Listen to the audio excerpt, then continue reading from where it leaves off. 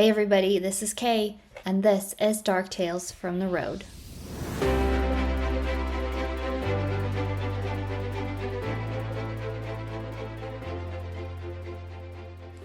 Hey everybody, thank you so much for joining me today. I apologize for the sound. Again, my mic is not wanting to cooperate, but I think my Mac does pretty well. But anyways, so thank you guys for being here. This is episode 46. We're going to be learning about the amazing Harry Houdini, and he is not from Michigan. I know I put Michigan with him, but he died in Michigan. So when I was looking up topics for this week and for Michigan, his kept popping up, and so I got intrigued and I really wanted to explore it. So I'm sorry I say so much.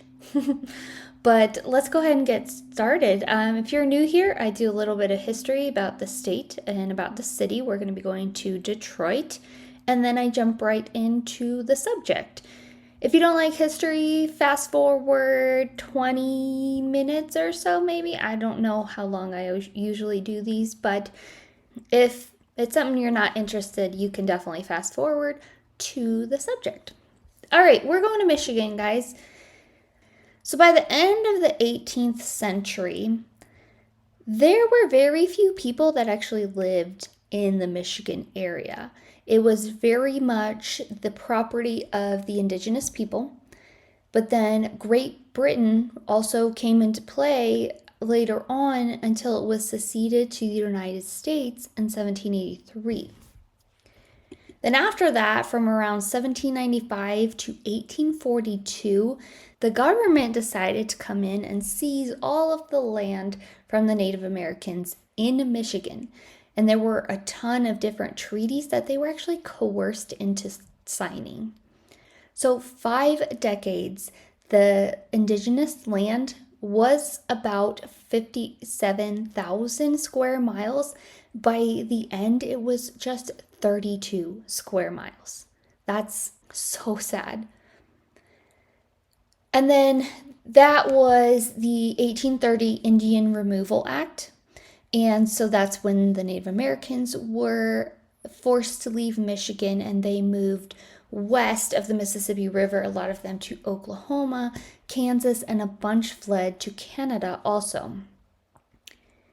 And we talked about the fleeing, the Trail of Tears, all of that a lot in previous episodes, if that's something you want to hear more about. September 3rd of 1883, Michigan was granted to the United States because the French were there, and it was the Treaty of Paris that was a part of the Northwest Territory, and all of that being granted to the U.S. And Michigan became the 26th state admitted to the Union January 26, 1837. During the Civil War, Michigan played a huge part in it. There was a huge abolitionist movement that developed there, and a ton, like hundreds and hundreds of people passed through Michigan on the Underground Railroad. And then from like 1910 to 1970, there was an influx of Black Americans that came from southern United States into the urban areas of the northern states, especially Detroit. And it became known as the Great Migration. We've also talked about that, and a lot of them went to Canada also. But they came to Michigan because, again, the Jim Crow laws, and there was huge racial violence going on, especially when it came to education and economics. There was a lot of turmoil in the South during that time. But that migration made Michigan and Detroit a name on the map, because Detroit is home to the Motown Records. It was the first Black-owned music business that founded January 12, 1959. So as the demographics of the state really started to change, Michigan residents, a lot of white people, they really had a hard time adjusting to this. There was a huge amount of racism and segregation that started there, as it was including like in the whole United States, but They ran really high in Michigan, and it led to what they call the Red Summer of 1919 and the Detroit Race Riot of 1943. And civil rights movements were just as active up there also, where some of the white people in Michigan protested school and neighborhood integration. And that's what brought about another uprising in 1967, which is it's also known as the Detroit Rebellion of 1967, and 43 people died and hundreds of people were injured. It's very sad. Michigan is also known for their automotive industry. It all started when Ransom Eli Olds, that was his name, he founded Olds Motor Works, later called Oldsmobile, in Lansing, Michigan, August 21st of 1897. That's crazy. Then in 1903, Henry Ford founded the Ford Motor Company in Detroit. Oh, sorry, it was outside of Detroit in Dearborn, Michigan. I knew that. And then it sold its first car in 1903. 1908 is when Ford started their popular Ford Model T. And that's when assembly lines really came into their operations. And that was in 1913 because it says, quote, reducing chassis assembly from from 12.5 hours to 93 minutes within a year. So with all that, Detroit is known as Motor City. And then come of the 20th century, there are 125 automotive companies that were founded in Detroit alone. It's known as the Big Three: Chrysler, GM, and Ford. Other towns around that area, like Flint, Michigan, they manufactured car parts to supply the auto industry. It's genius. Then in 1935, it's when the United Automotive Workers of America was organized in Detroit.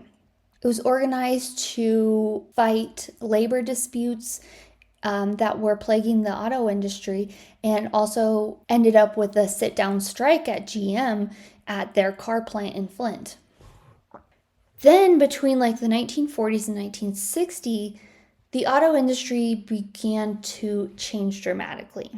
And that turned into automating assembly lines, and it says decentralizing manufacturing jobs throughout the Midwest and Sun Belt.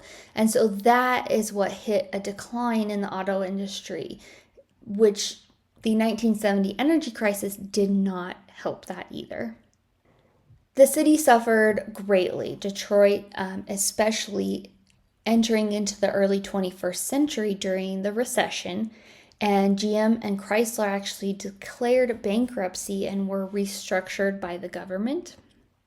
But Michigan is still known as the auto capital of the world. In 2021, it is the headquarters for 26 original equipment manufacturers or technology centers.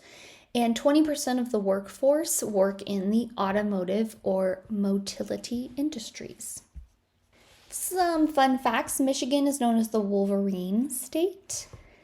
The 5-mile long Mackinac Bridge, linking the upper and lower peninsulas of Michigan across the Straits of Mackinac, took more than 3 years to complete and was the world's largest suspension bridge between anchorages when it was first opened to traffic in 1957.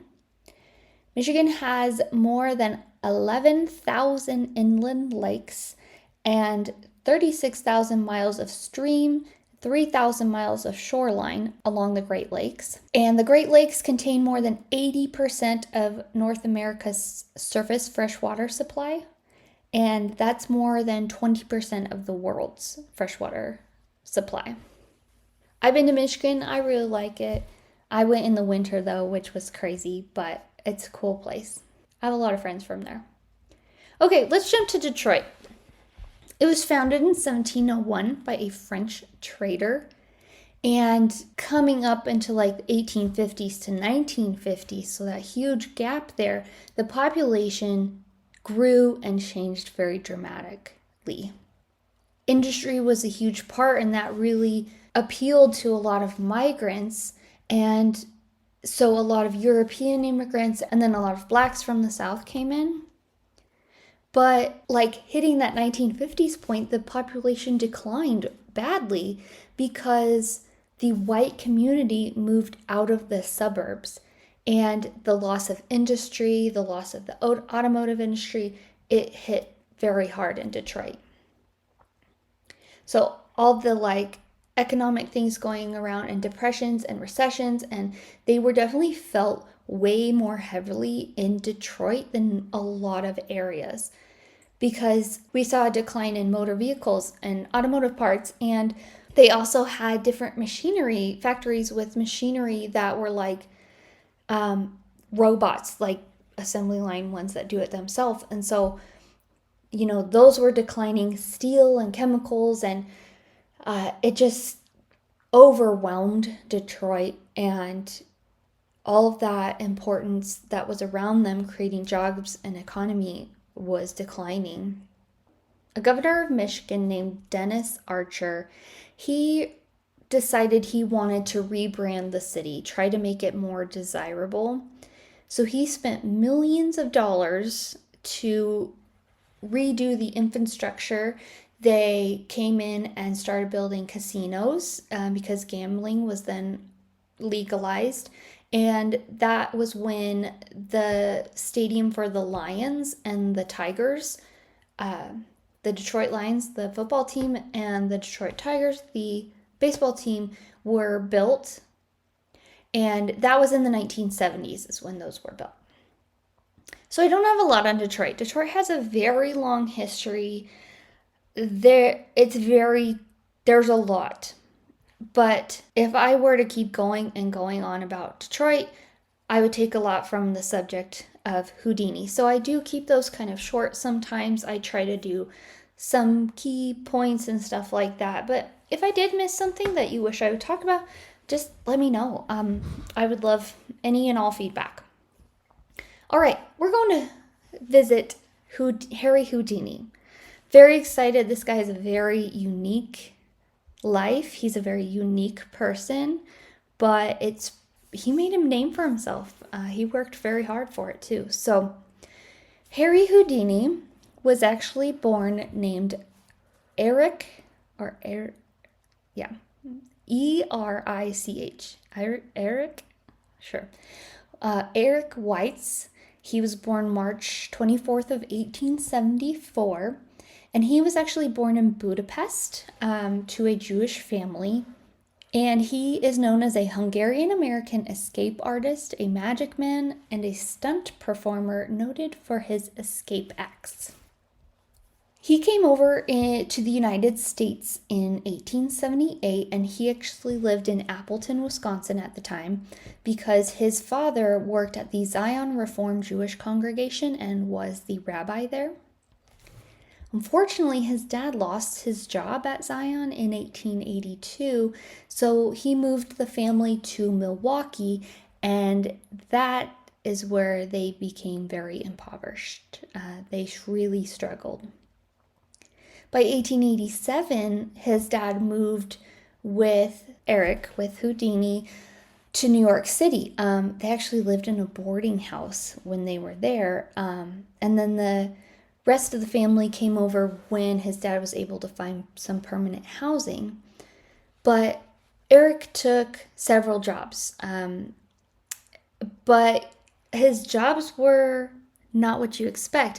His first thing in public was him being a trapeze artist. He was 9 years old, and he called himself Eric the Prince of the Air.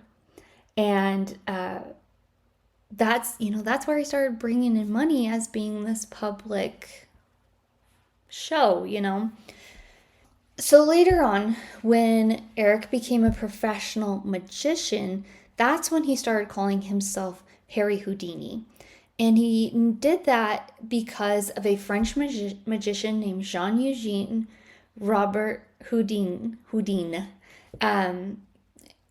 Because Eric read his autobiography in 1890. And Eric actually incorrectly spelled it. He thought there was an I at the end of the name. Like in French, the I at the end is like, and then, but the I at the end in Hungarian is belong to, if that makes sense. I probably didn't need to put that part in there. But then Houdini claimed later that the first name that he picked was based on an American magician named Harry Keller, who he also really, really admired. He didn't look like your cookie cutter magician. I don't think in my mind I have a cookie cutter magician, but kind of like tall, slender, and maybe like that. But he was very short and stocky, and he would wear a long frock coat and a tie. They thought he was about 5 feet 5 inches. I'm 5'4", so he wasn't much taller than me. But the descriptions kind of vary across the board on his actual height. And he was bow-legged, but they believe that that actually helped him when it came to his rope escapes. It would help him like gain slack during it. He started his career, his magic career, in 1891, but he was not successful. He joined a tent act like a circus, and he performed in dime museums and different sideshows. At first, he was really into card tricks. He gave himself the name King of Cards, but a lot of the magicians in the area, they were like, who is this guy? He's not very good at what he's doing, and like his sleight of hand was off and didn't have like the grace and finesse when doing the cards. Like we all know watching a magician do cards, and it's all an illusion, and how they do their hands, but it's distracting, so it's just this cool flow, and that Houdini really lacked that. So then he decided to move towards escaping acts. In the 1890s, Houdini performed with his brother, Theodore. They also called him Dash, and they were known as the Brothers Houdini. So they actually were able to perform at the Chicago World Fair in 1893. And then after that, they came back to New York and worked at the Huber's Dime Museum, but they made no money. It was not enough to even survive. Like they called it, quotes, near starvation wages.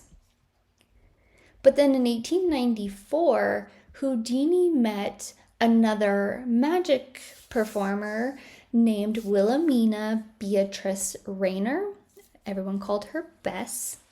And his brother actually courted her first, but Houdini loved her. They married, and Bess actually replaced Theodore in the act, and so then they were known as the Houdinis.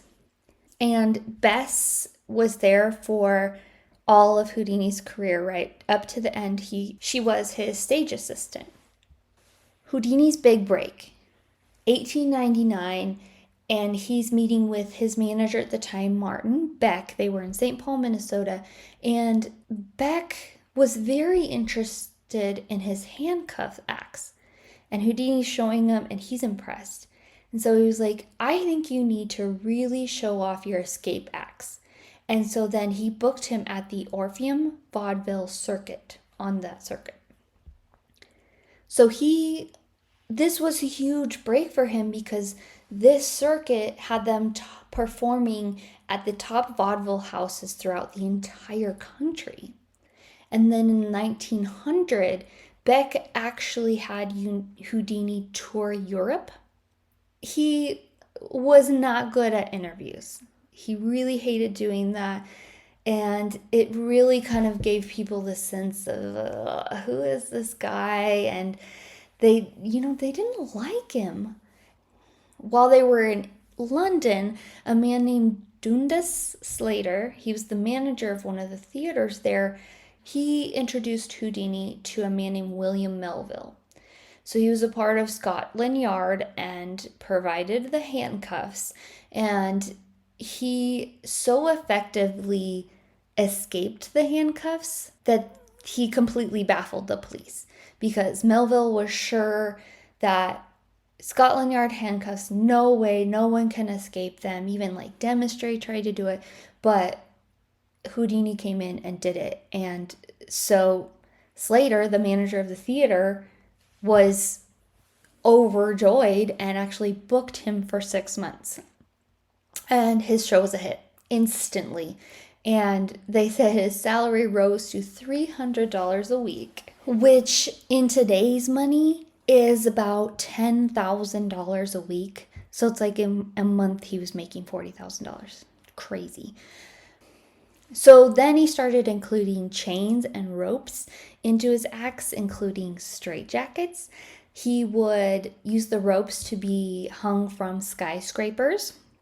He used straitjackets underwater, and he had an act where he had to escape from a sealed milk can with water in it, holding his breath the whole time. So my brain was like, a milk can? And so I'm thinking like this little tiny stainless steel thing. I don't even know. But like I was like, he just put his head in it. I'm sorry. It's my brain. But it was huge. He got locked into it and all that. So here's a little more about his milk can. This was in 1908, and it was his own original idea. And he was handcuffed and sealed inside an oversized milk can that was filled with water. And he actually did his escape behind a curtain. And funnily enough, Houdini would actually ask audience members to hold their breath along with him while he was inside the can. And so when they were advertising this, there's so many cool posters out there for Houdini. And this one was advertised as failure means a drowning death. The escape and the escape was huge. People loved it. So then he's kind of started to modify the escape, and the milk can then became locked. And then he would be put inside a wooden chest, also locked, chained and padlocked, and then be put in the milk can, and the milk can locked. Crazy. And so this was a regular part of his act, but he only did it for 4 years. It's a huge part of Houdini's repertoire and is always associated with him as his original idea. And then his brother actually performed it also throughout the years. The American Museum of Magic actually still has the milk can and the box that Houdini used. Another act he did was the London Daily Mirror wanted to have him escape from very special handcuffs that they had commissioned to be made. And he took 1 hour to do it, but they said it was so tense, like the suspense was killing everybody. So he really figured out that the possibility of him dying, failing, all of this is what really brought audiences in. So he decided to really expand his escapes, his shows with different challenges. He would invite people from the public to make different contraptions to try to hold him in. So people they had a nailed packing crate, and sometimes they would lower it into water. They had riveted boilers, wet sheets, mail bags. They even put him in the belly of a whale that had washed ashore in Boston. That's insane. A bunch of beer brewers in Scranton, Pennsylvania, they challenged Houdini to escape from a barrel after they had filled it with beer. And he did all of them and escaped all of them. And then a lot of people locally also started to come in, like local merchants and shops, because it turned into mass marketing for them. with that, Houdini kind of tapped into the world of spirits and spiritualism. There were other magicians like the Davenport brothers who said they were assisted by the spirits, but Houdini didn't advertise it like that. He showed himself actually escaping by dematerializing. And yeah, can you imagine that? But he actually never claimed to have supernatural powers. Okay, guys, he never claimed, but he could dematerialize. So people thought that this was all fake.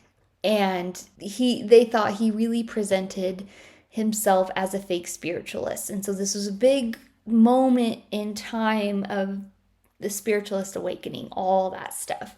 But he really held to his professional standards.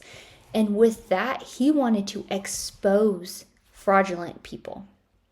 And he was very quick to sue anyone who tried to imitate his stunts, his escapes. He was very, very serious. So then in the 1920s, he kind of switched gears, especially with this spiritualism that's going on, because he wanted to debunk psychics and different mediums, because he really thought that they were taking advantage of people, especially people who were mourning the loss of anyone. And so he was really determined to debunk them. And also like different stage magicians. Like he wanted to prove everybody wrong. And he went through this until like the late part of the 19th century. And he'd been debunking different stage magicians since the late 19th century. So this kind of fell in that, and he really turned towards the spiritualism, psychics, mediums, things like that. And he believed that his magic, his training in magic, allowed him to expose these people, and because he had fooled many people already, scientists, academics, things like that. So the first one that he really tested out, he was a medium, and his name is George Valentine, and he was in Wilkes-Barre, Pennsylvania. He was really known as a, quote, medium buster. And so Houdini started attending his seances in disguise. He would actually bring a reporter and a police officer with him. And George was known as a very famous medium, but he was able to debunk him. Another one was Joaquin Argamasilla. He was known as the, quote, Spaniard with X-ray eyes, and that he was able to read handwriting or numbers on dice through a closed metal box. So in 1924, he was exposed by Houdini as a fraud. He actually had a very simple blindfold on that he was able to peek through, and so he would lift up the edge of the box so he can see inside, and he would do it without other people noticing.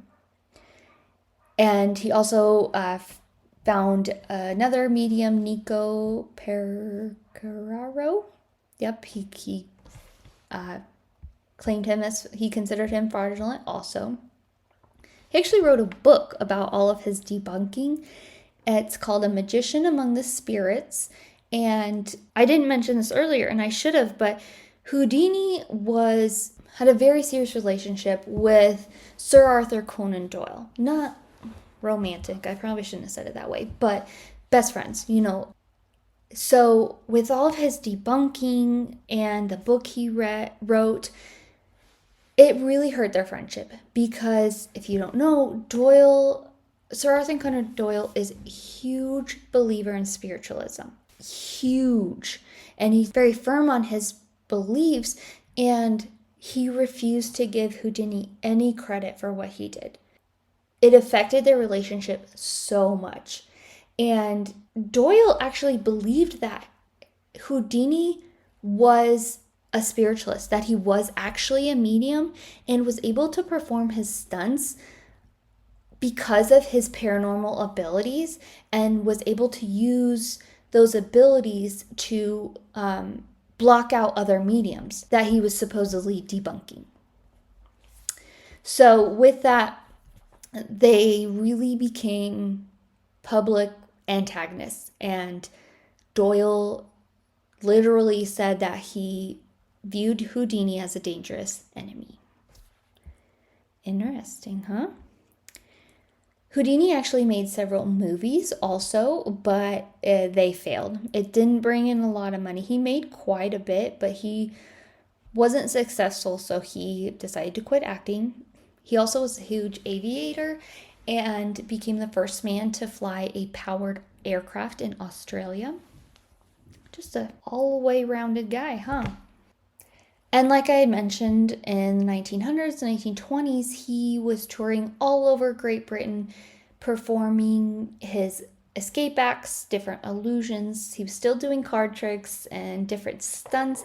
He actually became one of the world's highest paid entertainers. And then they had given him a nickname in like Netherlands, Germany, France, Russia as the quote handcuff king. Every city that Houdini went to, he challenged the local police. He challenged them to restrain him, shackles, locks, and then lock them in their jails also. And they would, before he could do it, they would strip him naked and search him to make sure, In Moscow, Russia, he actually escaped from a Siberian prison transport van because he would have to travel all the way to Siberia where the key was kept. So he wanted to do it because if he couldn't, he would have to go all the way to Siberia, and he was not having that. So he's getting out of everything.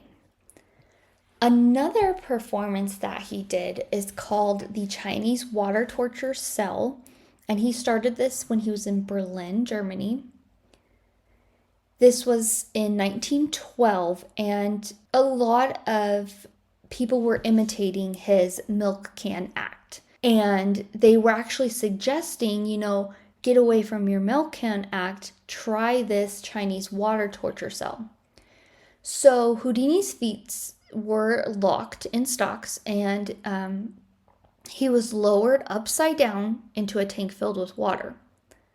It was a mahogany and metal cell with a glass front, and so the audience could see Houdini. And a lot of the times he had a curtain to conceal his escape, so this was huge. Oh, and the stocks were locked to the top of the cell, so he wasn't just floating. And then they closed him inside. So the earliest version of this cell was the cage. He was lowered into it and then enclosed inside, making the escape difficult. Another one of his most popular publicity stunts and escape, he would strap himself into just a plain regulation straitjacket.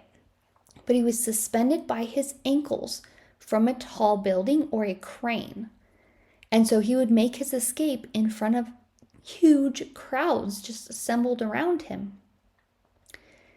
It was said that he would draw like tens of thousands of people to where they would have to bring like cops in and stuff to help direct traffic because the traffic would just come to a halt.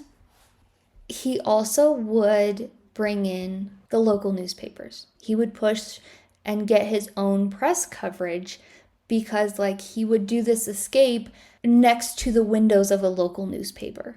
Like that's kind of how he got his press.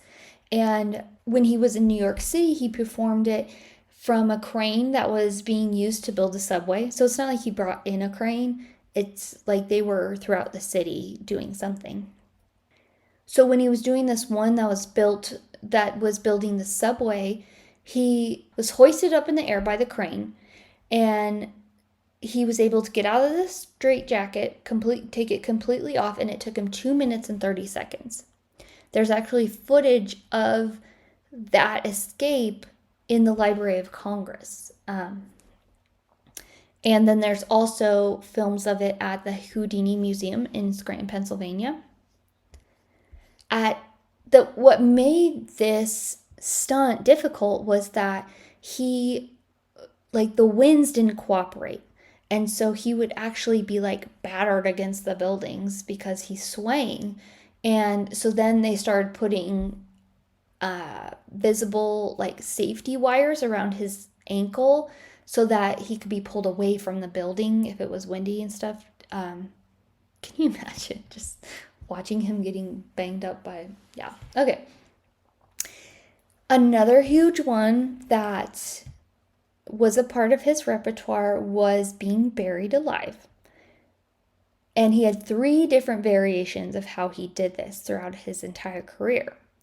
So when he was in Santa Ana, California in 1915, he almost died doing a buried alive stunt. He was buried without a casket in a pit of dirt that was 6 feet deep. He became so exhausted that he actually started to panic and called for help. Once he finally broke the surface, like his hand broke the surface, he went unconscious and had to be pulled from the grave. And so he had written about it, and he said that, quote, the escape was very dangerous and that the weight of the earth is killing. But he kept doing different buried alive things. So his second one that he did was more of an endurance test, because there was an Egyptian performer named Ramen Bey who claimed he had supernatural powers and he could remain in a sealed casket for an hour. And so 1926, he decided to expose that trick and do it himself. So he was in New York. They put him in a sealed casket and then submerged in the swimming pool of the New York's Hotel Shelton for 1.5 hours. And Houdini claimed he didn't use any trickery. He does not have supernatural powers. He did it all on his own, and he accomplished it. He said he did it by just controlling his breathing. He actually repeated this one multiple times in different places. Like, they did one in Massachusetts, and he was sealed in for 1 hour and 11 minutes and was able to do it. His last buried alive escape was extremely elaborate, and it was actually like a full show. And he would try to escape after being strapped in a straitjacket, sealed in a casket, and then buried in a large tank completely filled with sand. Again, huge dramatic posters for this. And it said in the research I did that it was unclear whether he ever did this on stage, but he was able to do it. And then his 1927 season of touring, he was going to make it a huge part of his show. Unfortunately, Houdini actually died in 1926. And so the casket that they had made for the escape, it was a bronze casket. They actually used it to transport his body from Detroit to New York after he died on Halloween, October 31st, 1926. Very creepy. I love that part. So he wrote multiple books, and a lot of it explained his tricks also. There was one called In Handcuff Secrets, and he revealed a lot of locks and handcuffs that could be opened with just applying force or using shoestrings. Sometimes he would carry and conceal different lock picks or different keys. And then when he was tied in ropes or in straitjackets, he actually was able to enlarge his shoulders and his chest and then move his arms slightly away from his body, and that created slack and wiggle room for him to get out. And like I said about the curtains, he had used curtains for a long time, even just his straitjacket ones, and then he would pop out at the end. But it was actually Houdini's brother Theodore who was like, take those curtains away. These people want to watch, they want to see. And they had a whole new impression of Houdini because of it, because they could watch him struggle. They watched him get out. And then, of course, with the straitjackets, he moved on to doing them upside down from a roof of a building, things like that. Houdini, his most of his career was a headline act in vaudeville. That's what he was considered, and he was the highest paid performer in American vaudeville. And one of his notable stunts, it was not an escape, more like an illusion, stuff like that. It was performed in the New York Hippodrome. I don't know what that is, I'm sorry. He actually vanished a full-grown elephant from the stage. And he actually, they patent all of their tricks so they can sue each other. And he bought this trick from another magician named Charles Morit. He then, in 1923, became president of the Martinka and Company, which was America's oldest magic company. It's actually still in operation today. He was also the president of the Society of American Magicians from 1917 until he died in 1926. They say that Houdini, I'm just going to quote it, quote, Houdini was magic's greatest visionary. He sought to create a large, unified national network of professional and amateur magicians.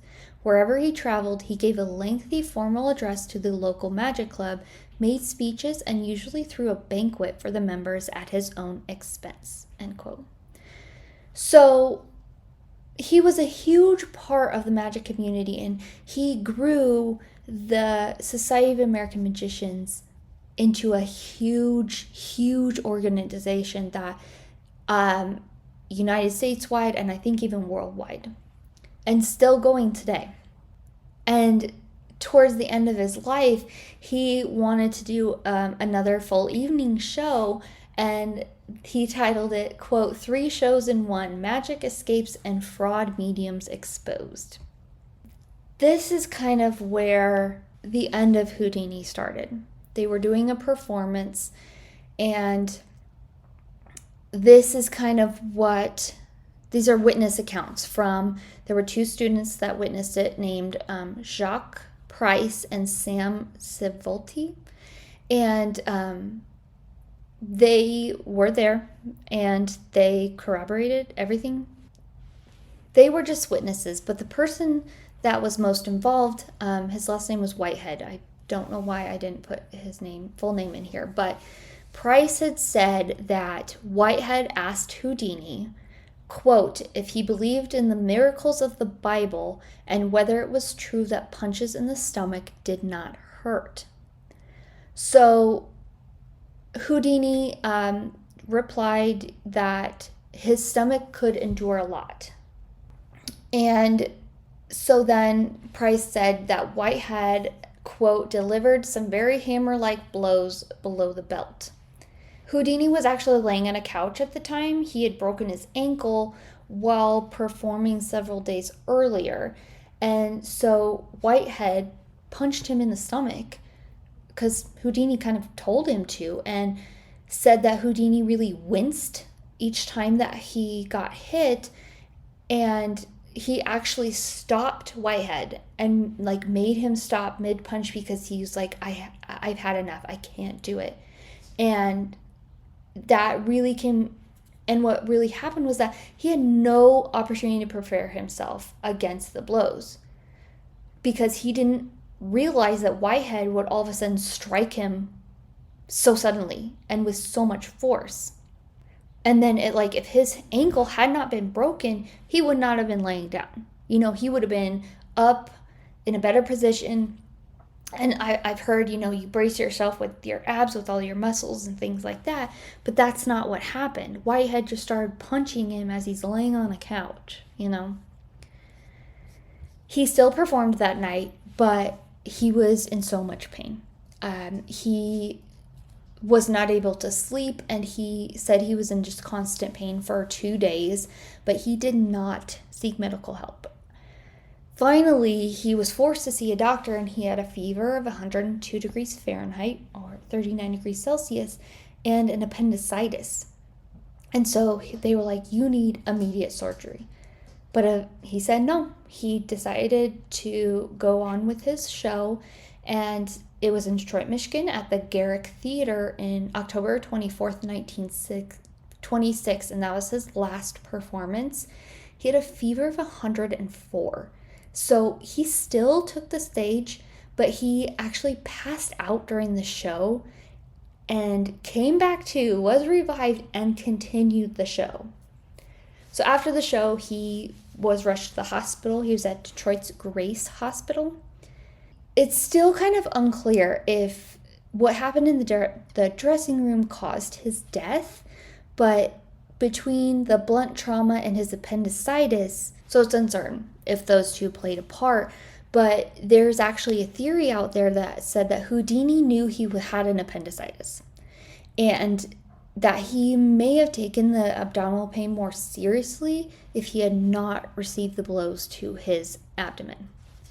So he passed away October 31st of 1926 on Halloween, and his funeral was held November 4th of 1926 in New York. There were more than 2,000 people in attendance, and he is at the Machapela Cemetery in Glendale, Queens, with the crest of the Society of American Magicians inscribed into his grave.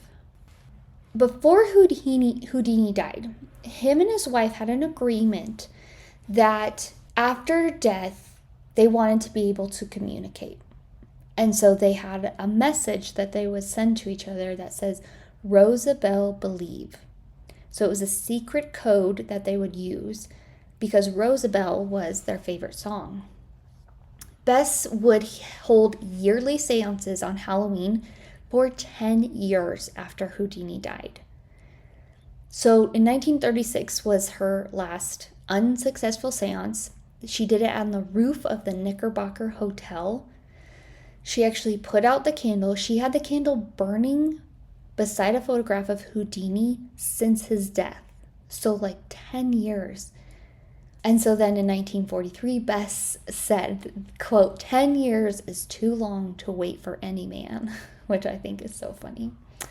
But there actually is a tradition around the world for holding seances for Houdini on October 31st, and a lot of magicians are very big on doing that. Yeah. So that's Harry Houdini. I hope you like that. I thought it was a very interesting subject. Do something a little different and highlight a person versus ghosts, even though he probably is a ghost. Thank you guys so much for listening. I appreciate all of the support. And so join us next week, Wednesday the 10th.